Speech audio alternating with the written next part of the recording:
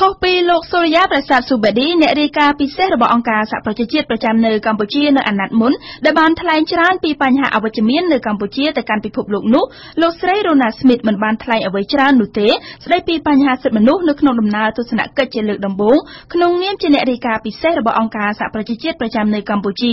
លោកស្រី Smith ចាប់ផ្ដើមដំបូងដោយថ្លែងពីតួនាទីរបស់លោកស្រីដែលមានមុខងារធំៗចំនួន3គឺផ្ដល់ប្រឹក្សាយោបល់ឃ្លាំមើលនិងរាយការណ៍អំពីស្ថានភាពសិទ្ធិមនុស្សនៅកម្ពុជានឹងបន្តដោយជំនួបរបស់លោកស្រីក្នុងរយៈពេល8ថ្ងៃនៃដំណើរទស្សនកិច្ចនៅកម្ពុជាដែលក្នុងនោះលោកស្រីបានជួបជាមួយនឹងលោកនាយករដ្ឋមន្ត្រីហ៊ុនសែនលោកសខេងរដ្ឋមន្ត្រីក្រសួងមហាផ្ទៃនិងរដ្ឋមន្ត្រីជាច្រើនរូបផ្សេងទៀតលោកស្រីក៏បានធ្វើដំណើរទៅកាន់ខេត្តកោះកុងដើម្បីទៅជួបតំណាងសង្គមស៊ីវិលសមាជិកសហគមន៍ផ្សេងៗអ្នកវិនិយោគអាជ្ញាធរខេត្តនិងអាជ្ញាធរតុលាការផងដែរលោកស្រី Rona Smith បានទទួលស្គាល់ថាវាពិតជាមានបញ្ហាប្រឈមជាច្រើនកើតមាននៅក្នុងតំបន់ដែលមានការផ្ដល់ដីសម្បត្តិហើយនៅទីនោះគឺមានបញ្ហាសិទ្ធិមនុស្សដ៏ស្មុគស្មាញដែលកម្ពុជាកំពុងតែជួបប្រទះក៏ប៉ុន្តែការយល់ឃើញនេះត្រូវបានលោកសូរិយាប្រសាទស៊ូបេឌីផ្ដល់អនុសាសន៍ឲ្យលោកស្រីនិងលើកទឹកចិត្តដល់ការបន្តត្រួតពិនិត្យលើដីសម្បត្តិដែលរាប់ទាំងការលុបចោលនិងការបែងចែកជូនដល់ប្រជាពលរដ្ឋវិញតាមការសមស្របសូមបញ្ជាក់ថាលោកស្រី Rona Smith គឺជាអ្នករាយការណ៍ពិសេសថ្មី